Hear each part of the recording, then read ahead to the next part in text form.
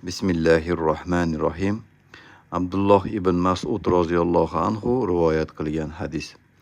Rasululloh sollallohu alayhi vasallam: kim bir musulmon kishining molini tortib olish uchun lozim qilib qo'yuvchi qasam ichsa, ya'ni o'sha ichgan qasami bilan bir musulmon o'rtada nohaq talashilayotgan narsani qasam ichuvchiga berish lozim bo'lib qolsa, qiyomat kuni Alloh undan g'azablangan holda Allohga yo'liqadi dedilar.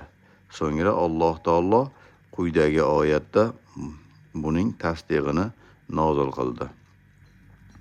Allohga bergan ahd paymon va qasamlarini ozgina qiymatga sotib yuboradigan kimsalar uchun oxiratda hech qanday nasiba yo'qdir. Qiyomat kunida Alloh ularga so'z qotmaydi.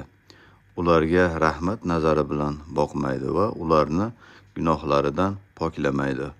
Ular uchun alamli azob bordir. Oli Imron surasi 77-oyat.